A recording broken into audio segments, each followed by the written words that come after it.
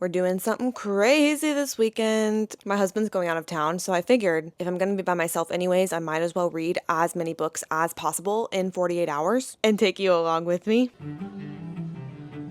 Sue me for loving a little happy ending. What does this little woman named Nadia wearing a pilled maroon cardigan say next?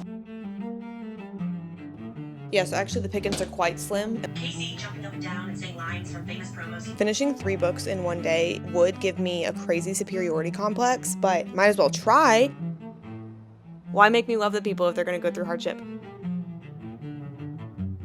One thing about me, I enter Goodreads giveaways as a full-time job. Okay, saw that coming from a mile away.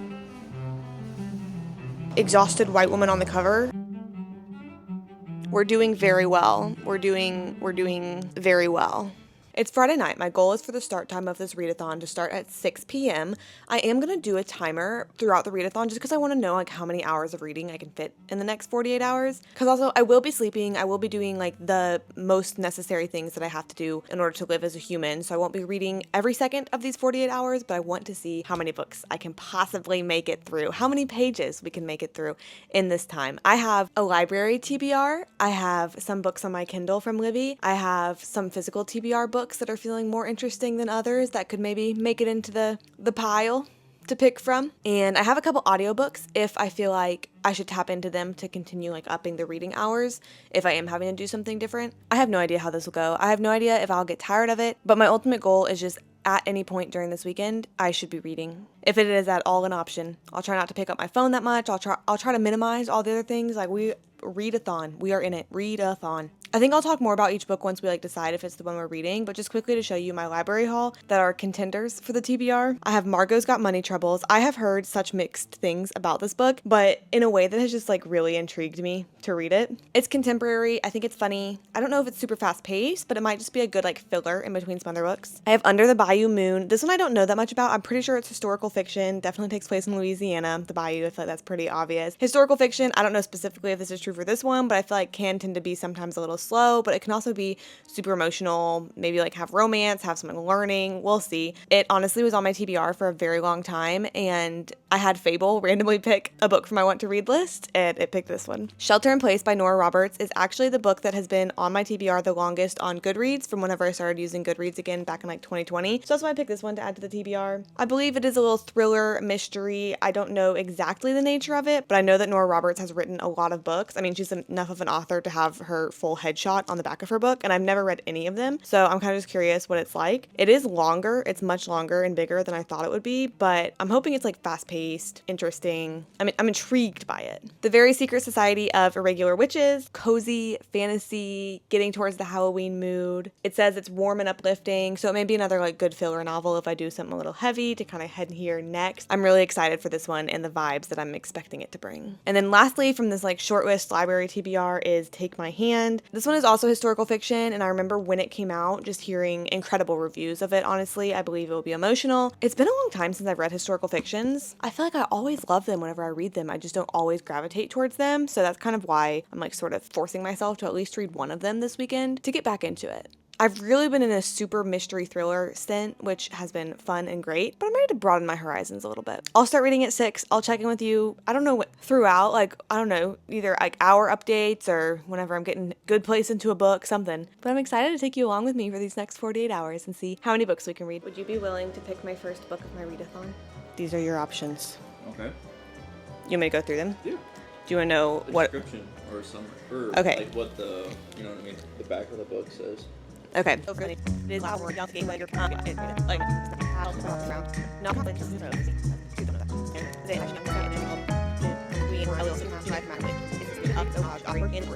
are your thoughts? I think either the Bayou one or the first one. Okay, if you have to pick between the two. What are the star ratings? Margot's Got Money Troubles is an average of 3.85. I think it's a little bit divisive. And then Under the Bayou Moon has an average of 4.05. I guess do that one then. Okay, Under the Bayou Moon it is.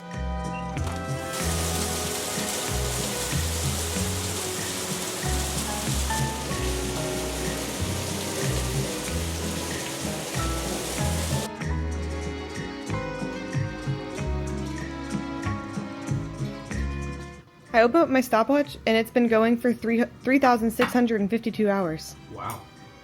Well, reset that.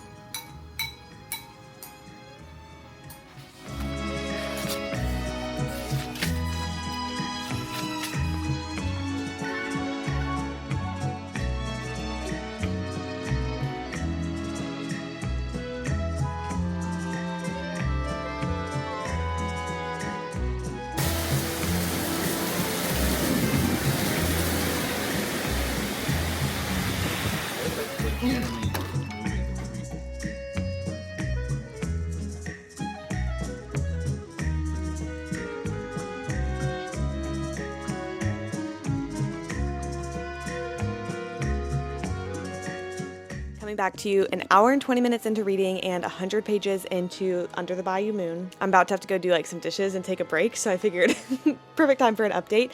I am really liking it so far. It is slow paced, it is very atmospheric, and has had a likable cast of characters so far. Our main character is Ellie Fields, who grew up in a small town in rural Alabama, but has now accepted a teaching job in an even smaller town in the bayou of Louisiana. She's trying to find herself, she's trying to break out of her hometown. She wants to explore new things and really like find who she's supposed to be in life. What she doesn't know until she reaches the small town where she'll be teaching in, though, is how loaded the position of teacher is coming with. As the community on the bayou that she's moving into is a Cajun community in a time when the Louisiana School Board has banned speaking French in schools, and their previous school teachers have not lasted more than a year and have seemed to take joy in punishing kids for expressing their own culture and in their own language. And so the town is very rightfully so wary of Ellie as she comes in. We do have a little dual point of view happening with a town member and his nephew, and we're also getting introduced into some of the folklore surrounding the town, specifically with a white alligator that lives in the bayou. They've also dropped some hints so far at a preacher who I just imagine is going to come up in an ugly way in the future. But the first 100 pages have been setting the scene and like getting to know the people,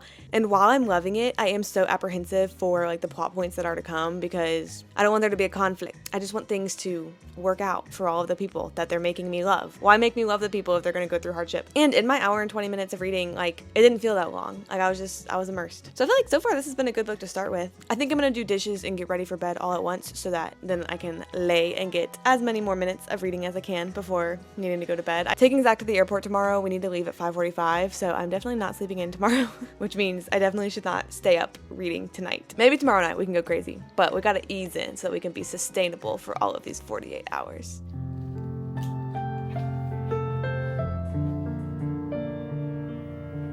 Under the Bayou Moon, which is a book about Ellie Fields, who in 1949 moves from her small town in Alabama to a small rural town in the bayou in Louisiana for a teaching job. The Cajun community that she's moving into is rightfully wary of outsiders, and so I'm not really sure what to expect. I don't know if it's going to be slow, I don't know if it's going to be emotional. I imagine we'll meet under the cast of characters. I don't know that much about Louisiana, and I don't know that much about Cajun culture or Creole culture, so I am excited to see how this one goes and excited to tell you about it too.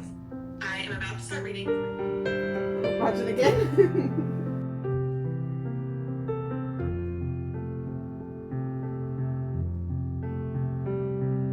2 hours and 2 minutes of reading in, but it is 9:28 and I am 156 pages into the book, and I am going to go to bed because I have to wake up early tomorrow to take someone to the airport. And so, like I said, we're going to be sustainable. We're going to go to bed. Book has still been good. Nothing too new to update you on, but I'm enjoying my time, but the last part of it will definitely determine the rating for sure.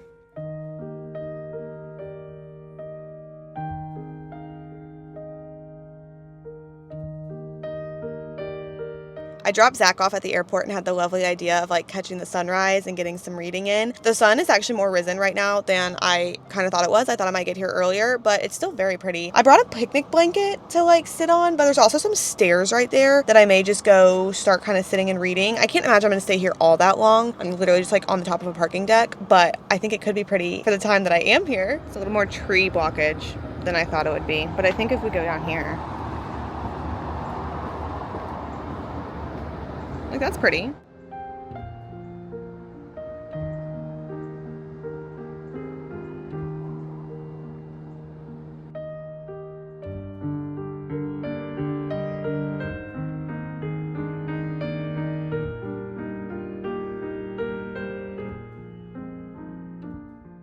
made it to 202 pages in, so I should have just under 2 more hours of reading. My goal is kind of to finish Under the Bayou Moon as I'm headed to the when I'm at the coffee shop that I'm about to be headed to. I am going to San Francisco Coffee Company. It's my favorite coffee shop, and also I realized last time I went that I have like a lot of rewards because I've never actually used them, I don't think, but it doesn't show me on the app like what I can get with them. So can't pre-plan what I'm gonna order, but my plan is to just use like as many rewards as I can, hopefully get free things from them.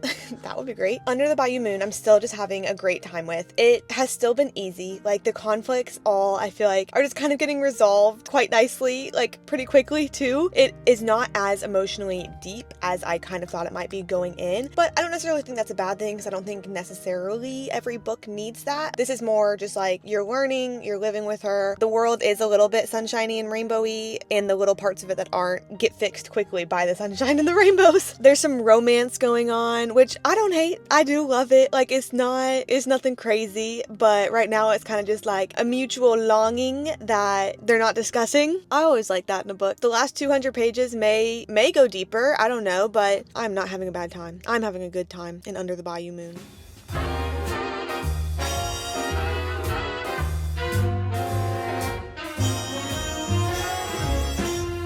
The gentle April rain that stained the window panes last night is all but gone, but lingers on in scented clouds of air. We watch the town awaken to the trembling morning lights. You're so near and spring is everywhere.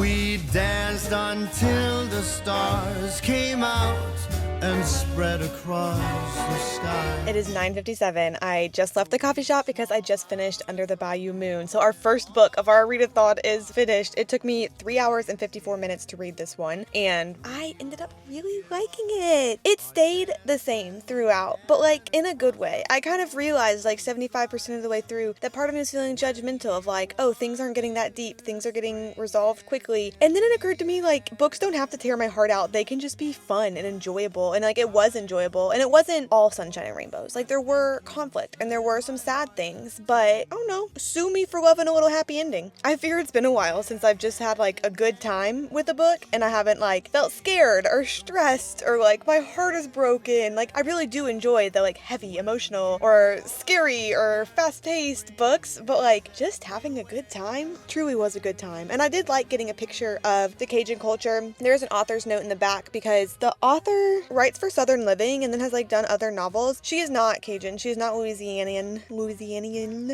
Is that Louisianan?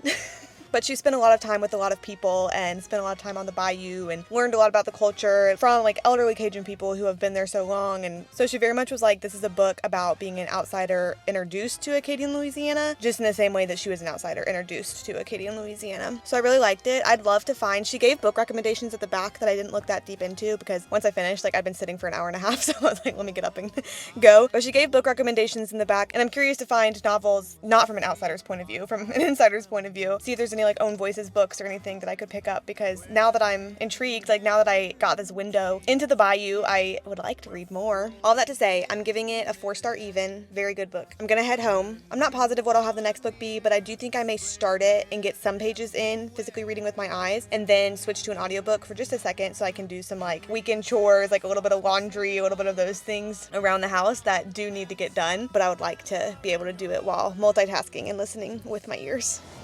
Chair is a little bit wet from the storm last night, but we'll get over it. It's fine. The next book I'm going to start is Margot's Got Money Troubles. I am honestly so excited for this one. Number one, it's just been so divisive, and so I just want to read it and see which side of the divisivity I land on. There's also something about like this super specific genre of books, like exhausted white woman on the cover, that just they always scratch an itch in some sort of way, as long as they're weird. And that's where I'm just hoping that this one's just like weird. Like I'm planning on not taking it too seriously movie from what I've heard. If you haven't heard about it yet though, Margot is enrolled in a junior college, has an affair with an English professor that gets her pregnant, and despite everyone's advice, she decides to keep the baby. So now at 20, Margot is alone with an infant, unemployed, and on the verge of eviction, and she needs a cash infusion fast. Then Margot begins to form a plan. She'll start an OnlyFans as an experiment. Could this be the answer to all of Margot's problems, or does internet fame come with too high a price? We'll see. I don't know. We'll find out. I do have this one as audiobook, so my goal for right now is to make it to about page 50. That's my plan, like 50, and then maybe finish the chapter that I'm on, and then I'll switch to audio and go put away some laundry and like wipe down some counters that are just kind of calling to me. They're kind of begging me to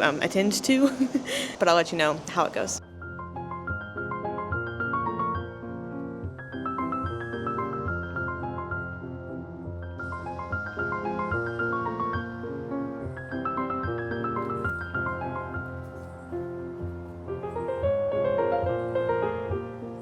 Okay, no, actually I'm back because let me read you this first paragraph. I just feel like I'm in for such a treat. You are about to begin reading a new book, and to be honest, you are a little tense. The beginning of a novel is like a first date. You hope that from the first lines, an urgent magic will take hold, and you will sink into the story like a hot bath, giving yourself over entirely. But this hope is tempered by the expectation that, in reality, you are about to have to learn a bunch of people's names and follow along politely like you are attending the baby shower of a woman you hardly know. And that's fine. Goodness knows you've fallen in love with books that didn't grab you in the first paragraph, but that doesn't stop you from wishing they would. From wishing they would come right up to you in the dark of your mind and kiss you on the throat. I'm excited.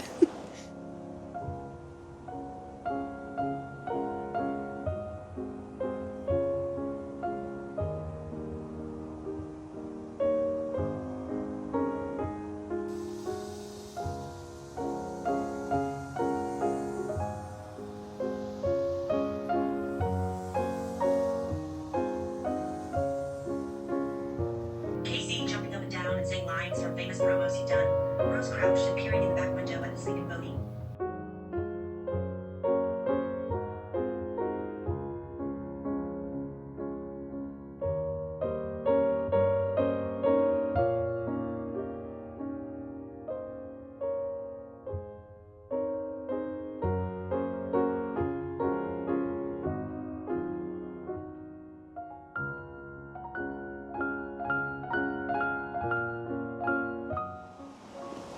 I am back out here. It is 2:32 p.m. and I am 162 pages into Margot's Got Money Troubles. I was in there listening for a while, like a few hours, and doing laundry and like starting a new load, and I put away dishes, like all the things I said I was going to do. I didn't realize how much slower you make progress listening to an audiobook than whenever I'm reading with my eyes. Because I was listening at 1.75 too, and I'm only 100 pages further than I was whenever I was last out here. And that was like a few hours ago. So I was kind of feeling tired of laundry and was like, well, let me switch it up and come back out here to read, but only for a little bit. And then I'll switch back to audio for a little bit, finish putting away the laundry, and then I do plan on going and at least walking on the treadmill. I don't know if I'll do further workout than that, but at least walking on the treadmill for a little bit because I can read while doing that. So it is readathon friendly. In Margot's Got Money Troubles so far, it is a bit what I was expecting it to be. Like, it's quirky, it's funny. It is, as we know, Margot, young mom, many things going on, decides to make an OnlyFans. And now I'm at the part where she's like strategizing to promote it, and like it's not really big yet. I'm imagining, I think it is going to get big, I'm pretty sure, based on the summary, but it's just like a weird slice of life, like a quirky slice of life. Her dad's currently living with her, who like wasn't super involved in her life growing up, but like is an ex-wrestler and kind of stumbled on like a hard time himself, and so he's now like a roommate of Margot's. She has another roommate named Susie who's cute and cosplays a lot and is like into nerdier things. She's met these two girls, Casey and Rose, who she's working to like collab with on OnlyFans, but then also like on TikTok, and there's like not that much happening, but it's just, I feel like it's a good time so far. It does switch, which I did see some reviews talk about this and I didn't really think about it. It does switch between third person and first person, which some people were complaining about. It's not jarring me that much. I feel like it's very rare that I even notice perspective in books. I think sometimes I prefer third person, but like it's not that deep to me. And it's cute because it like talks about it too at some point. So like it talks about point of view, and it talks about like the reliability of different points of view, cues, and also how like maybe third person is more truthful, because when it's first person, it's how something's happening through the perspective of that person only, so that might not be like the truest sense of how something's happening. And then I feel like I'm picking up on some of the strategy of like, it'll be talking in first person as Margot, and then Margot will switch to third person narrative whenever it's like something more uncomfortable is going on, or I don't know, it just feels like whenever she's like wanting to distance herself a little bit more, or maybe she's not as fully present, like it switches to third person, but then it always comes back to first person, and you like are back to Margot telling her story through her own eyes. It's interesting.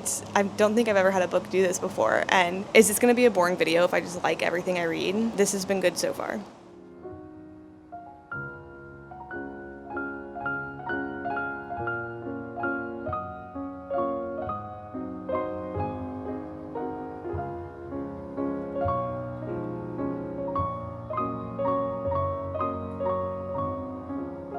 And see, this is the thing. We are doing such mundane things right now in Margot's Got Money Trouble, literally a court mediation, and I am sitting here, like, reading so fast, like, to get to the next line. Like, ooh, and then what does the mediator say next? What does this little woman named Nadia wearing a pilled maroon cardigan say next?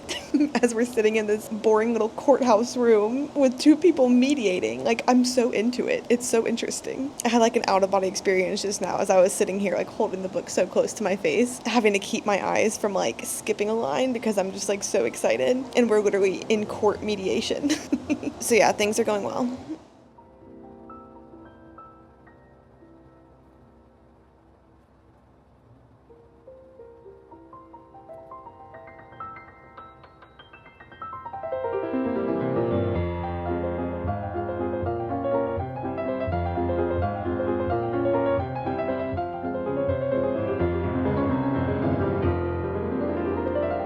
And I loved it, and I loved it, and I loved it so hard that it has me pulling out one of my favorite books, because I take every chance that I can to talk about this one, and they reminded me of each other. First, let's talk about this one. Margot's Got Money Troubles. It's a 4-star. It's a 4-star, and I really liked it. If we're gonna get hyper specific, probably like 4.25, 4.5. I haven't decided yet. 4.25 feels good. It just stayed like weird, quirky, funny writing. I loved the writing all the way through. I love when writing breaks the fourth wall. We did get like a main conflict, like a main stress point situation that I was just so intrigued by the whole time. I feel like it was like mundane while still being super interesting, and not just like someone's actual regular life that like someone would be living, except that they could. Like there are people that are living just like quirky lives, and it's so fun being able to just be like so deeply into the cast of characters and like everyone who's around Margot, and just like really liking Margot and having like non-perfect main characters. I feel like that was something that was different in Under the Bayou Moon that I finished this morning, and Margot's Got Money Troubles 100%. Under the Bayou Moon, Ellie, perfect person, like a perfect, unrealistic, perfect person that like everyone loves. Everything she does is great and right. That was fine. That was fun. It was pleasant. Margot, she's not perfect, but we love her anyways. We love her for exactly who she is. I really enjoyed it. What I was gonna say is that it reminded me of Community Board by Tara Conklin, which is a favorite book of mine, like one of my most favorite books, and it is such a weird, strange book to a point that it's like quite divisive and has like a super low average rating on Goodreads. And like this is the book that always reminds me to not take Goodreads ratings with that much like stake in the matter, because if this can be rated, I think it's like a 3.3 on Goodreads, and I love it so much. I think it's just because I like weird things, and I like books that are just like messes, and I do feel the same about Margot's Got Money Troubles too. I think this one's like a 3.8 on Goodreads or something, so not awful, but not like great. Really enjoyed it. I also reached a point reading where like I was starving. I had to pee so bad. I like was stiff from not moving, from sitting in that chair. Remember, I came outside, I was like, oh, well, let me just read a few pages and then I'll go back and finish some more of the laundry. No, didn't do that. Just finished. It was like 100 pages left to go, and I already was having to pee, and I was like, no, let me just see like how far I can make it through. And I made it all the way 100 pages. I'm good now, don't you worry. I took care of my business. But I was just so in it, and I was so into the reading part of it too, which is like what I wanted for this 48-hour readathon. We are, where's my phone? Oh, it's 5:06 right now, so we are 23 hours in, almost halfway there in the readathon, which is exciting. I don't know yet what I want to read next, but I'm kind of thinking, what if I like make a stack of everything that I would be kind of excited to read, and we can do like a random dice roll or something, like spice things up a little little bit. But I do need to eat. I'm not sure if I'm still gonna go walk. I don't really want to, so maybe I won't. Maybe I'll just get some food fixed up. Might need a shower coming up soon too. Maybe I should pick my next book based on what has an audiobook. No, I could take a break. That's okay. We're being sustainable. We're reading as many books as we can while being sustainable. No idea when I'm gonna fix her food. We do not have a lot of food right now. I will need to go grocery shopping tomorrow. That will be a must. Yeah, so actually the pickings are quite slim. It'll probably be eggs tonight, which are good. I love eggs. Okay, so plan. Eggs, shower, get all of the books that I could possibly want to read all together in a pile. We'll randomly pick one, and then we're gonna curl up on the couch for a little bit. And I saw that a booktuber that I subscribe to posted like a read with me in real time video today. That's like an hour that I think is just gonna be like her reading. So I think that could be fun to just like put on the TV while we start whatever book it's gonna be that we start. And or after that, doing like an ambiance or something on YouTube. The more I'm getting into this, the more I'm just feeling like actually every other task can just wait until after the 48 hours are done. I don't really care that much about my laundry, not gonna lie. Like a little bit, not a lot. Let's eat. I'm quite starved. I'm just having trouble with traveling and with this channel. You know, I have to have time to read the books that I'm talking to you about. The schedule.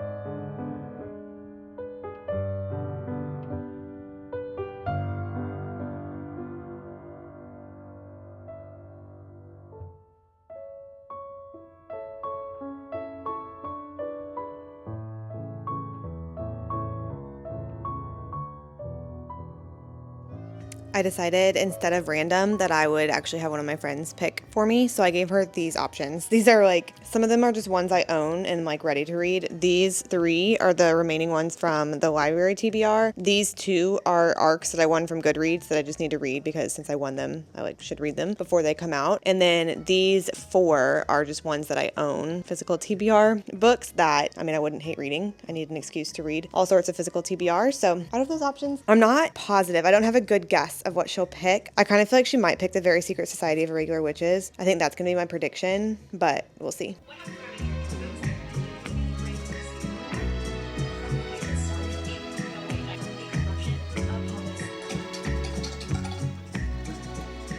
Vibes curated. Elizabeth picked All the Dangerous Things by Stacey William, which I'm very excited for. I have read A Flicker in the Dark, and I have read Only If You're Lucky by her, which were her 2022 and 2024 releases, and this is her 2023 release. So I gave both of those 4 stars, so I imagine I'll at least enjoy this too, and I do feel like at this point it's probably good to like get into a thriller, and also the text on the page looks kind of big, so this might be a lofty goal, I don't know, but it's 6:12 right now. I'm kind of curious, like, can I finish this tonight? Finishing 3 books in one day would give me a crazy superiority complex, but might as well try. And then I do have Laura Holmes' video pulled up, the Read With Me video, which I'm very excited for. All the Dangerous Things. 1 year ago, Isabel Drake's life changed forever. Her toddler son Mason was taken out of his crib in the middle of the night while she and her husband were asleep in the next room. With little evidence and few leads for the police to chase, the case quickly went cold. However, Isabel cannot rest until Mason is returned to her, literally. Except for the occasional catnap or small blackout where she loses track of time, she hasn't slept in a year. I remember hearing about this now, and I do think it gets a little bit into maybe some psychosis elements. I'm not exactly positive, but I do remember people talking about it and how truly this woman cannot sleep, and her whole life is revolving around getting her son back to her. So I'm excited to see like how the plot shapes out.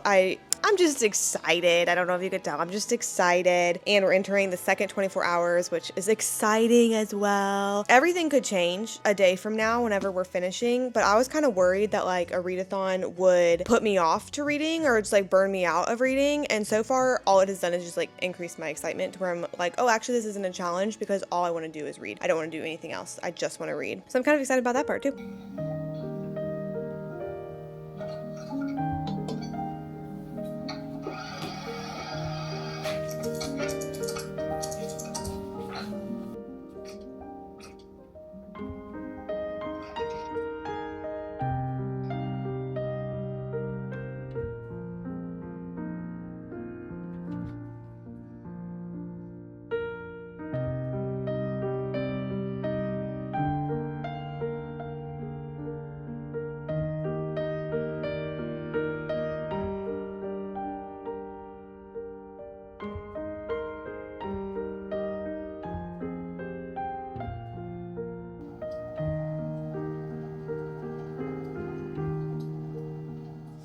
Good morning and welcome to Sunday. We have just about 11 hours left of the readathon because I slept in till 7. It's 7:13 right now and I am 206 pages into All the Dangerous Things. I read probably until like 10 last night before going to sleep. I'm enjoying it. It's slow paced as far as like plot goes, but like you're finding information out and like kind of finding trickles of information out as the story goes on. I have had a theory, like it's super just revolved around focusing on finding her son and also like how wonky her brain is getting from like lack of sleep, and then you're finding maybe her brain's a little wonky in other ways, maybe. I have had a theory since about page 4 that if it's true, like I'm gonna be a little bit disappointed because it's like, okay, saw that coming from a mile away. There have been like a few kind of twisties though that I haven't necessarily seen coming, but at this point, like the end goal could still be what I was thinking it was, like right from the beginning. So I am intrigued to see what happens, and I am very interested to find out like what happened to her son and how that all went down. I'm very interested.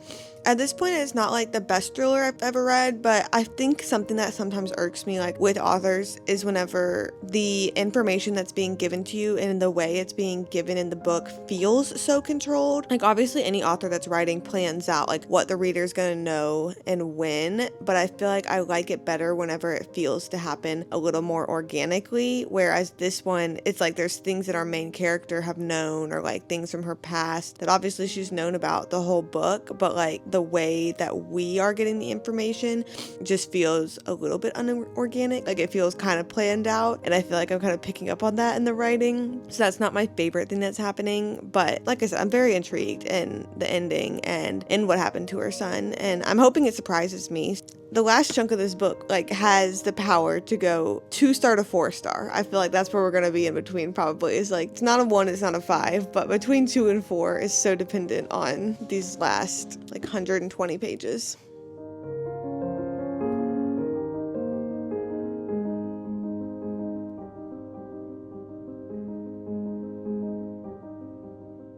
I was going to apologize for the background, but I feel like you've picked up on the fact by now that this video is not at all about aesthetics. This video is just like hanging out in my truest form. I have finished the 3rd book of our 48-hour readathon. To be honest, I finished it on audio because I was making a grocery order for delivery tomorrow. So I was like sitting, adding eggs to my cart, and then I have to like literally pause because I was listening and I was like, but we're 3 down since Friday night, which just feels wild to me. I don't know if this is a lot or a little. Like obviously I could be reading more if I wasn't like sleeping, and I watch people's readathons all the time, like 24, 48 hours, all of that, and I can't remember now how many books they read. I feel like we're making good progress. I don't know, 976 pages is what this one brings us to, and I am giving it a 3-star. To me, that just means like it's an above average book. It wasn't my personal preference, like my favorite kind of mystery and thriller, kind of for the reasons I touched on before we started reading this morning, but I do like it because I think it has helped me like put words on what I do prefer and don't prefer in a book like this, because there's been books before that kind of feel like this to me, and I haven't really been able to name my preference and like why they feel like that to me. But what I have realized is that I don't prefer books quite as much that spend like 60% catching me up. I would rather something be like more action packed, or like the plot even be moving along. Like it doesn't have to be like true action. I mean, with Margot Got Money Troubles yesterday, that wasn't actual action. It was like mundane things, but like the plot was moving on. Whereas in this one, so much of it was just telling me things that had already happened, that everybody had known had already happened. So any of the reveals, not all, but like a lot of the reveals were things that all of the characters had already known whenever we started the story. So it wasn't necessarily new things to them. Some of them were, or it was like, oh, I'd forgot that and now I remember that. That is an ick to me in a thriller. I'm so sorry. But like memory problems in a thriller, I have such a vendetta against, because what do you mean you just forgot? Like that's so convenient, and that's so convenient the time that you remembered it. Maybe this is mean, this is overstepping because I don't know how to write a book, but like to me, memory problems in a thriller just feels lazy of writing. It's like, how do I make it so that they don't know this information and then all of a sudden they do know this information? Oh, she'd forgotten, or like she'd blocked out the memory. I just don't really like that. That being said though, like I was intrigued the whole time. The actual ending, it was not what I predicted. So like that was good. It did surprise me. And like I said, I was so intrigued the whole time of like what had happened to her son, and I wanted to know. So it wasn't bad at all. It just wasn't like my personal flavor of like a mystery like this. But I appreciate it for helping me realize like what words to put on what I do and don't like in books like these. So I appreciate that. And like I said, this brings us to 3 books finished. Also, I don't know if you noticed my cutie little bookmark. My friend Carolyn gave it to me.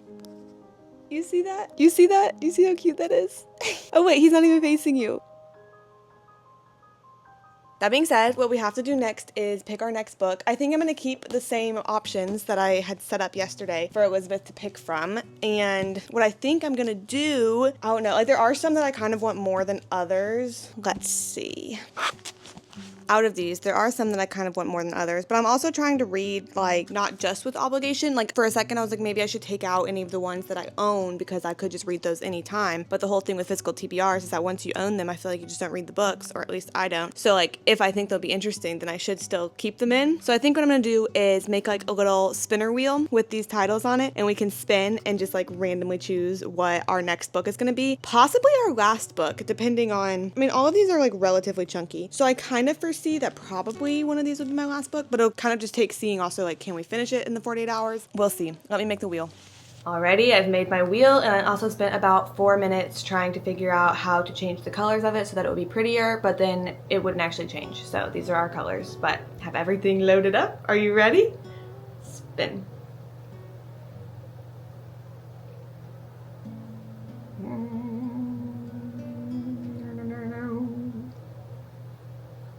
The Graceview Patient. Okay, honestly, that's good because this is an arc that I got from a Goodreads giveaway that I've been needing to read so that I can win more giveaways. One thing about me, I enter Goodreads giveaways as a full-time job. I'm a little bit nervous because this one might be a little messed up, shall we say. I don't know, but like,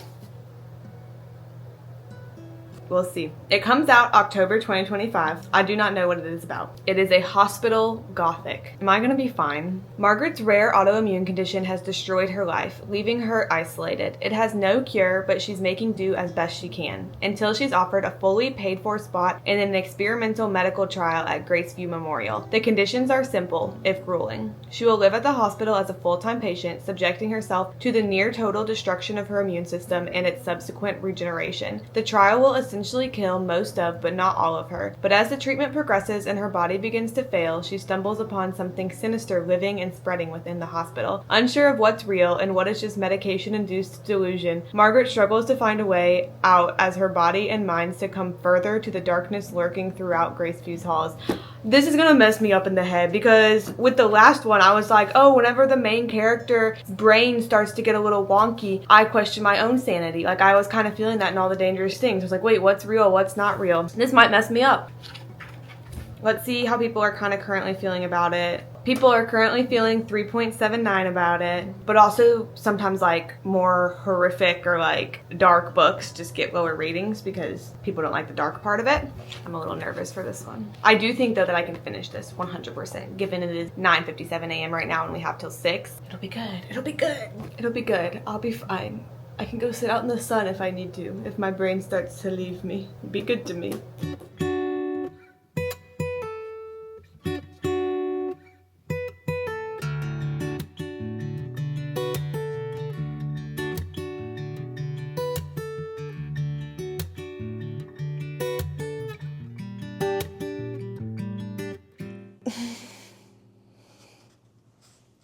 I have a confession called I've been on TikTok for like an hour and a half, like 90 minutes. I'm ashamed of it.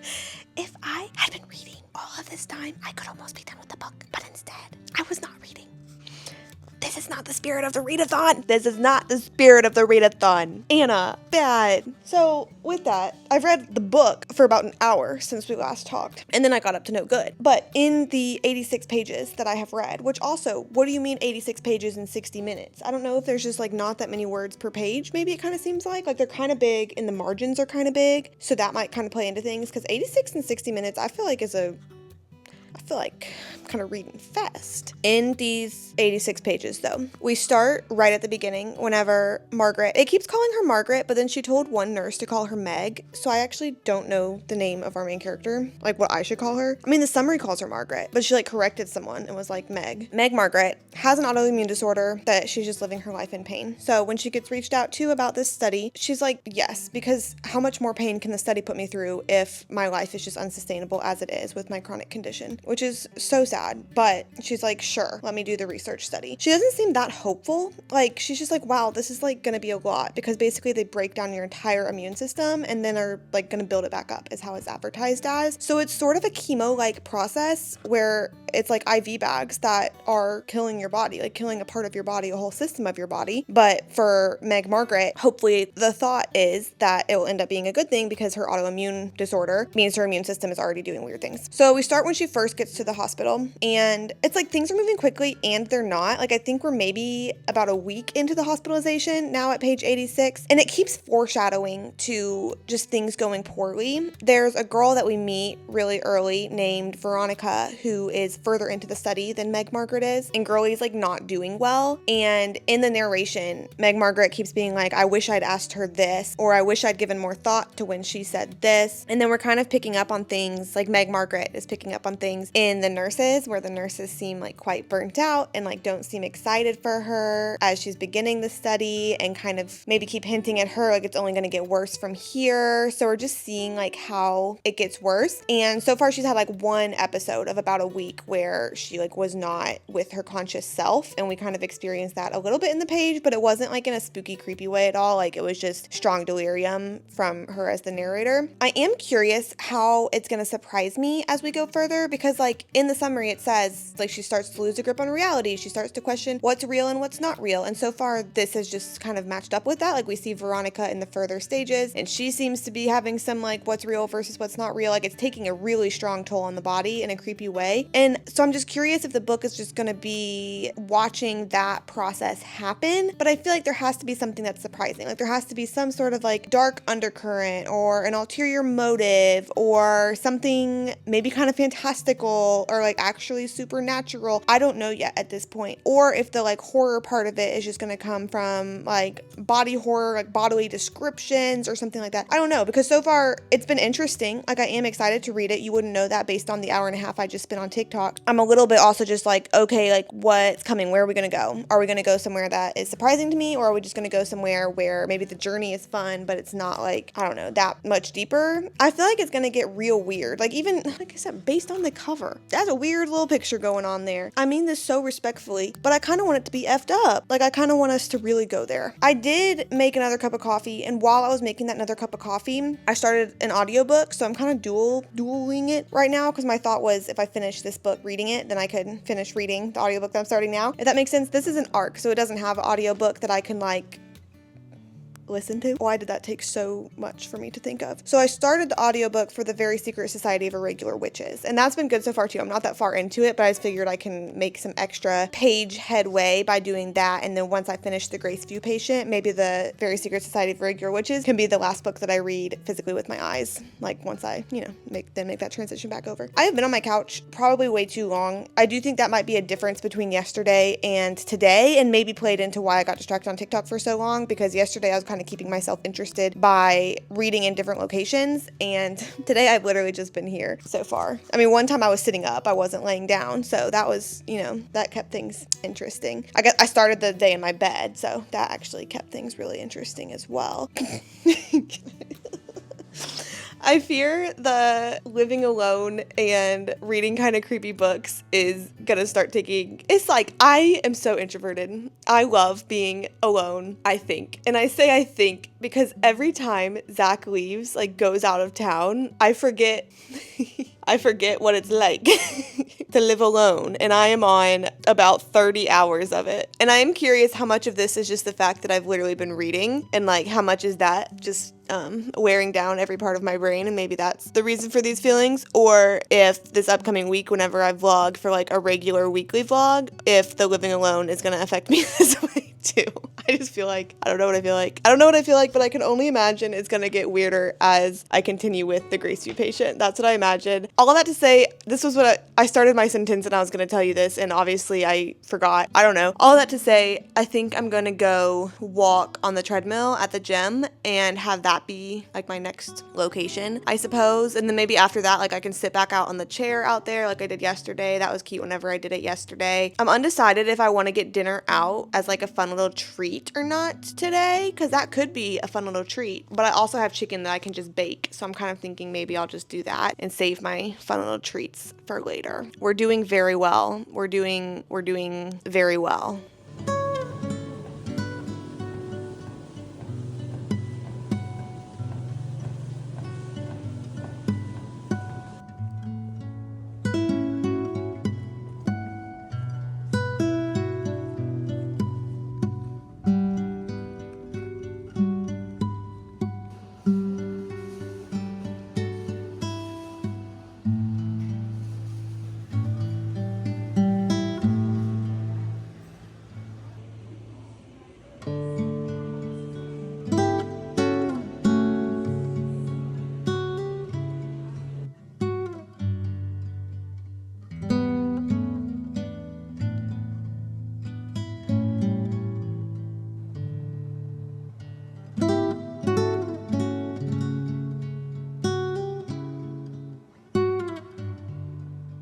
Respectfully, what the heck?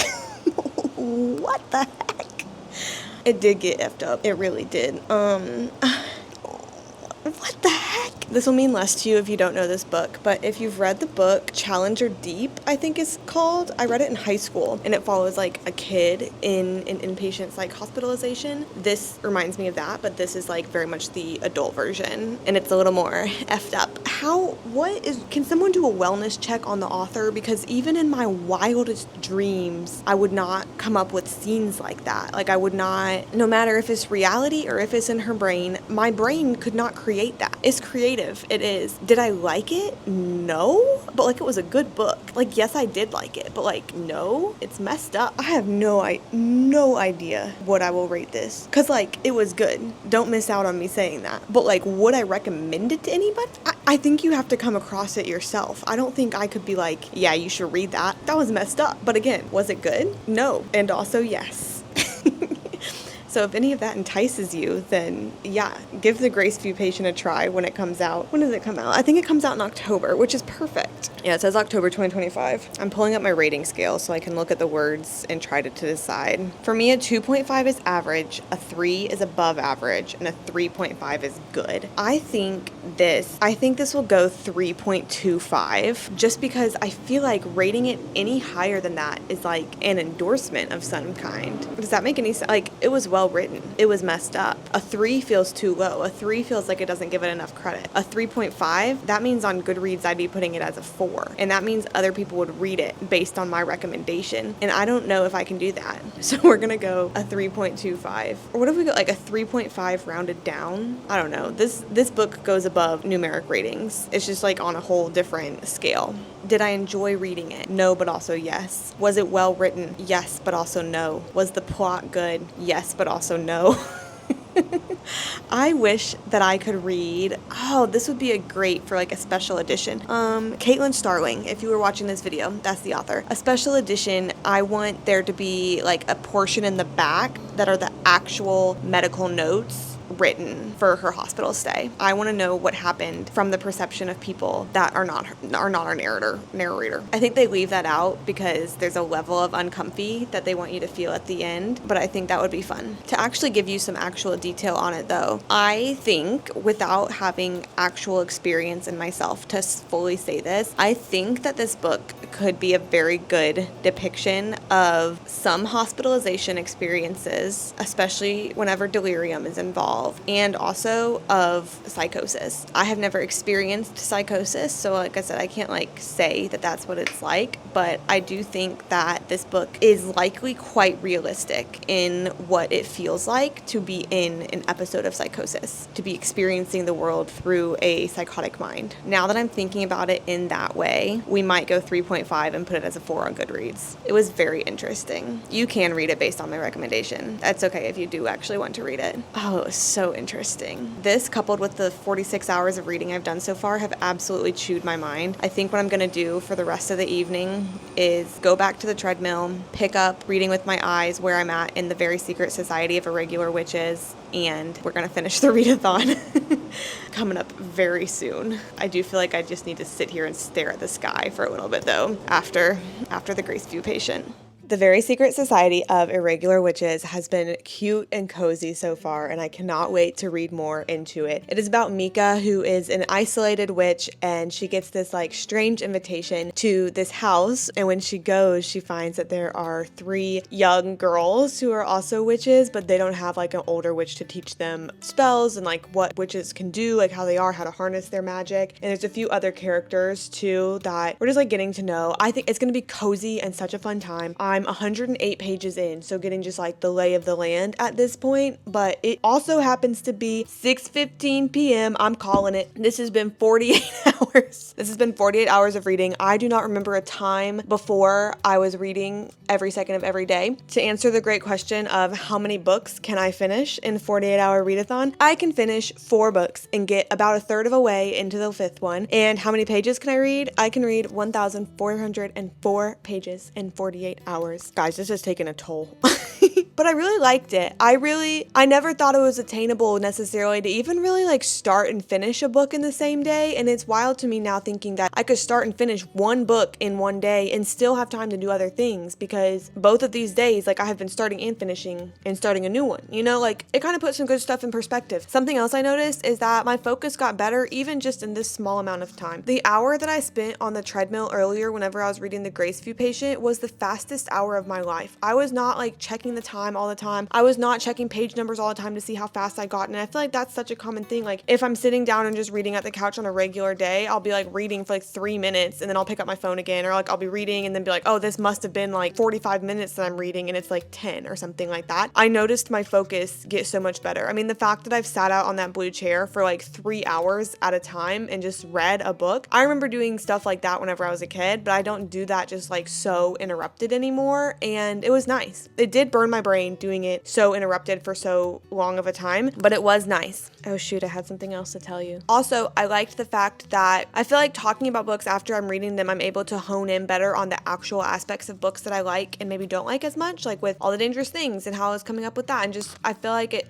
putting words to it helps me in a way that just makes it cool to like know my taste better and know my taste more specifically. And maybe in the future that'll even translate to me being able to like accurately predict 5-star books more if I like know the aspects that I really like. Also, this is just fun. I highly encourage you, if you have a weekend where you're like not doing something else, just see how many books you can read. It's a good challenge. I'm going to try to work it into every conversation I have in the upcoming week. I don't know if you can tell the toll that this has taken on me though. Like for a while today, I was kind of giving psych patient. I really was. That's why I had to get out of the house. And for a while, I also was thinking that I would even go a little bit past 6 p.m. I was like, let me see how far into the Very Secret Society of Irregular Witches I can get into. I need to be done. I need to be done. I need to like cleanse myself, wash my hair, put on new clothes, cleanse my home, sage my home. I don't know. I need to It's like I've been rotting in here. I've been stewing in here. I need to air things out. It's been lovely. I've loved it. And I also am very ready to be done with it. If you've made it to this point in the video, comment this emoji so I know who the real ones are. You have really stuck it with me through the trenches. You have. Real one. Appreciate that. This is so fun for me. So I appreciate it if you liked it too. There was really truly one more thing that I was going to say that has lost me now. Been lost from me. Has exited my mind. Oh well, lost opportunity, I guess. I love you so much. Subscribe before you go, and I'll see you next time.